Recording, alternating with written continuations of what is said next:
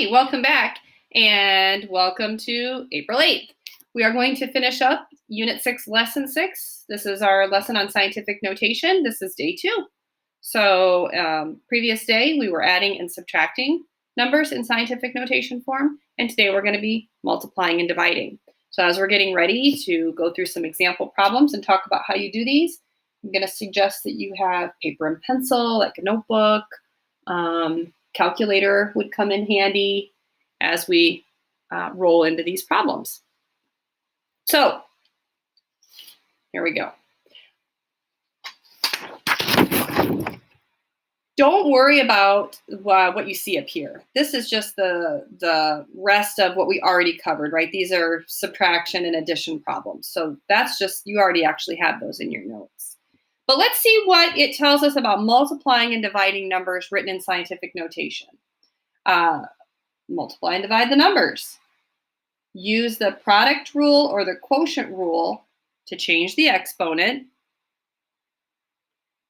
And use blank to adjust the decimal and exponent in the final answer if needed. Well, what goes in the blank is the Lars again, L-A-R-S.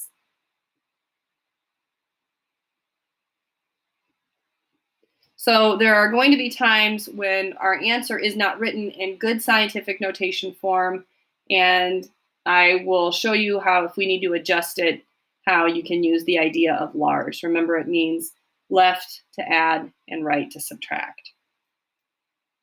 All right, so for the very first problem, I think you're going to figure out that these are pretty easy. Maybe we should write the product rule and the quotient rule. Wouldn't be a bad idea. It's been a while maybe since we've talked about some of these operations with exponents. So the product rule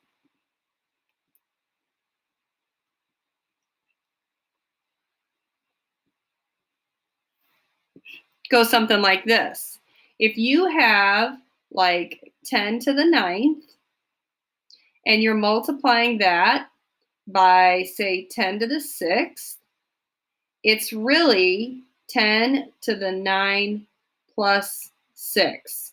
So when you're multiplying terms and they have the same base, so in this case it's a 10, you get to add the exponents. So then the final answer here is 10 to the 15th. Okay, so add the exponents when you're multiplying. And the quotient rule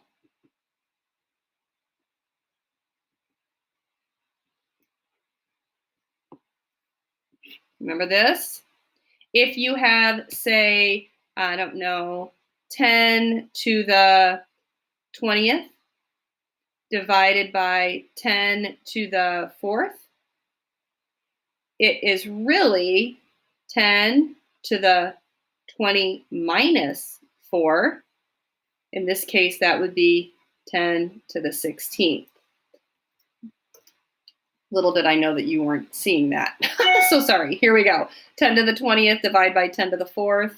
It's 10 to the 20 minus 4. It's 10 to the 16th. So the quotient rule says when you're dividing and you have the same base and they both have exponents, you get to subtract the exponents. Another way to think of it, remember when we did the canceling, if you have 20 tens on top and 4 tens on bottom, 4 of them would cancel, leaving 16 on top and none down below. So quotient rule is subtraction, product rule is when you're adding. All right, now, because we've established that this document camera does not jive well with the teeny tiny font on this piece of paper, I did something a little different. I said, let's try a dry erase board. I don't know.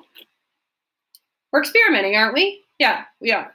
So let's try doing some of these on the dry erase board. Hey, I don't really like that shit. Can you get rid of that? What happens if I do that? Let's try it without the light.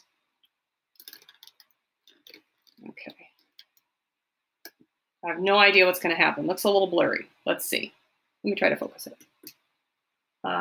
Nope. Okay. Well, I don't know. Let's see what happens. Problem number 1. That's not going to work for me.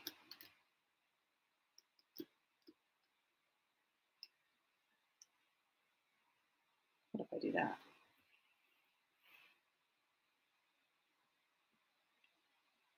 That's a little bit better. Okay. Problem number 1. We're going to take 2.8 times 10 to the 7th, multiply that by 1.9 times 10 to the 4th. So the rules were multiply and divide the numbers, or multiply or divide the numbers. So you get to start with the 2.8 times 1.9, and that's going to give you 5.32, 5 and 32 hundredths. Then you use the product rule. In this case, it's product rule because we're multiplying. 10 to the 7th times 10 to the 4th, you add the 7 and the 4. 10 to the 11th. That's it. It's that done. It's that easy. You're done. Cool, right? Let's do another one. This one is 1.3 times 10 to the 9th times 4.7 times 10 to the negative 5th. 1.3 times 4.7 gives 6.11. And 10 9 and 10 negative 5, right? That really means this. What's 9 plus negative 5? 4, right? That's your answer, times 10 to the 4th. So these are your final answers. Not bad at all. Let's try this one.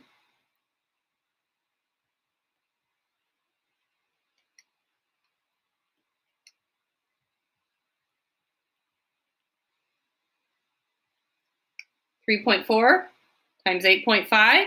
Punch that in your calculator.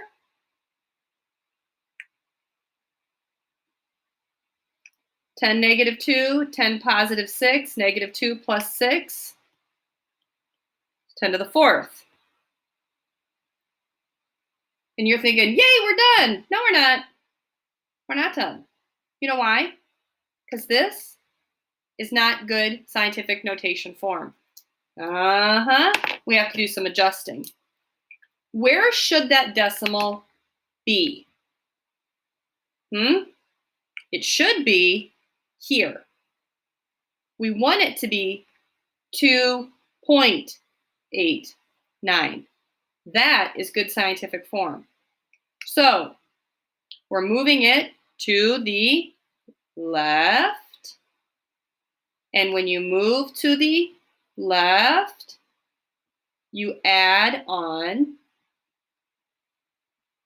to the exponent. So instead of 10 to the 4th, you're going to add, we did one jump, you're going to add 1 to the exponent. So now it's 10 to the 5th, right? We added one jump, which means we add 1 to the exponent. And moving left is adding. Now, in a situation where we're going to have to move the decimal to the right, so if the decimal had landed out here to start with and we needed to move it to the right, we would have had to have subtracted from the exponent of 4. Okay? All right. Let's do some more.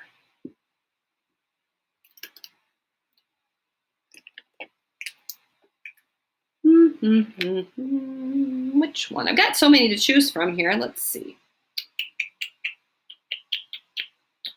Let's do this one. Ready? Here we go. 2.5 times 10 to the 11th. We're going to multiply that by 7.5 times 10 to the 10th. 2.5 times 7.5, 18.75. 10 11 times 10 6, 10 to the 21. Cool. Not cool. Not in good scientific form. So, gotta move that decimal. Needs to be here. So that's one jump left. Right?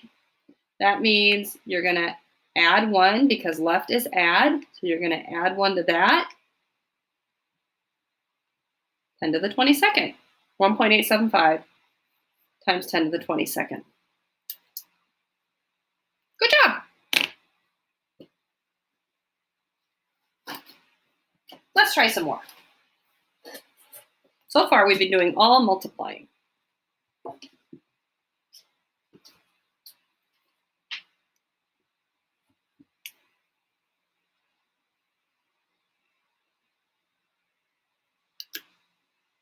I'm trying to get rid of that glare that you see up there. Let's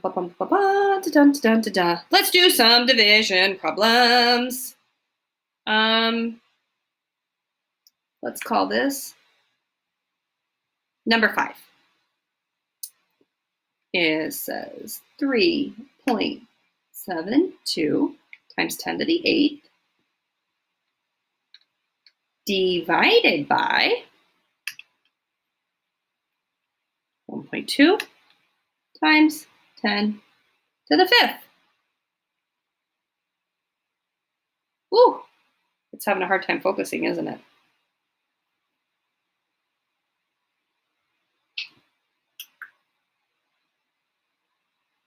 Huh. Well, all right, here we go. You get to do the math first. Calculators, 3.72 divide by 1.2.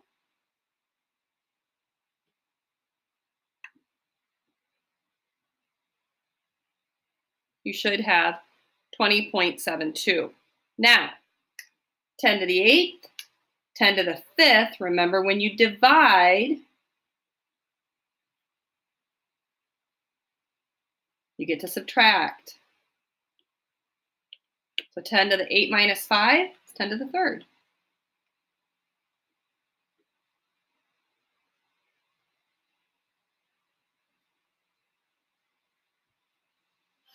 Wait a minute. Oh, who is like Glessner? That's not right. Guess what? I looked at the wrong problem. The division's wrong.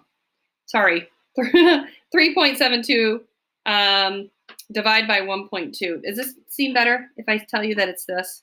3.1 times 10 to the 3rd. Were you like, did I have to peel you off the ceiling? Were you freaking out, wondering how in the world did she get 20.72 with simple division? Correct. I'm so sorry. I looked at the wrong problem. 3.72 divided by 1.2 is 3.1. Then 10.8 divided by 10.5. 8 minus 5 is 10.3. Oh my gosh. Apologies. The problem is I'm not numbering these the same as they are numbered on my paper. Darn. Okay, let's do another. Moving on. 6.4 times 10 to the negative 4. Divide by 4.0 times 10 to the 6th. 6.4 divided by 4.0, I guarantee this is right this time, is 1.6 times 10. All right, we have a negative 4 and a positive 6. Negative 4 minus 6 is negative 10, right? Negative 4 minus 6 is negative 10. Final answer on that one. I'm going to try to find one where we had to do some adjusting. Let's do this one. Ready? Here we go. 2.1 times 10 to the 7th divide by 2.8 times 10 to the 3rd. 2.1 divide by 2.8, 0.75. And 10.7, 10.3, what's 7 minus 3? 10.4. You're thinking we're done. We are not done because that is not good scientific notation form. So we have to do some adjusting. Good. Let's not forget our buddy Lars. And let's take a look at what we need to do. To be in good scientific form, that decimal needs to be here. So that means we need to move it to the right. One jump. Moving to the right means you subtract. So since we're moving right one jump, that's -1. So up here, you're going to subtract 1 from the exponent. So it's really 7.5 times 10 to the third. So that was a good one to do because that was a right movement. And we hadn't really done one of those yet where we had to do subtracting on the exponent. Excellent. What do you think? One more? I think one more. I'm going to make it a doozy. I'm going to pick the hardest one I can find here. Number 8, it's a division problem. It looks a little bit different.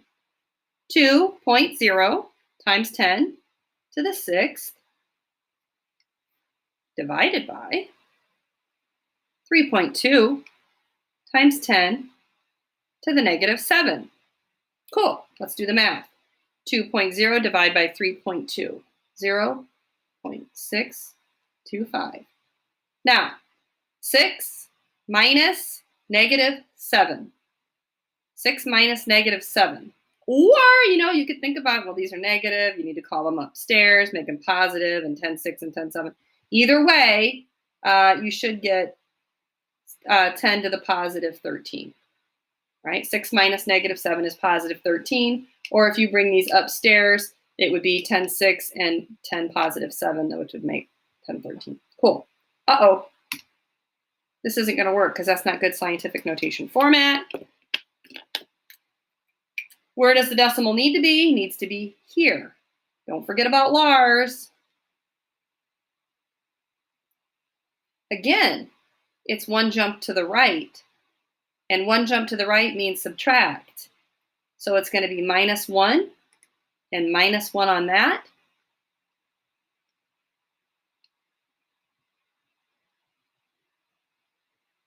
Right? So now it's 6.25 times 10 to the 12th. Boom.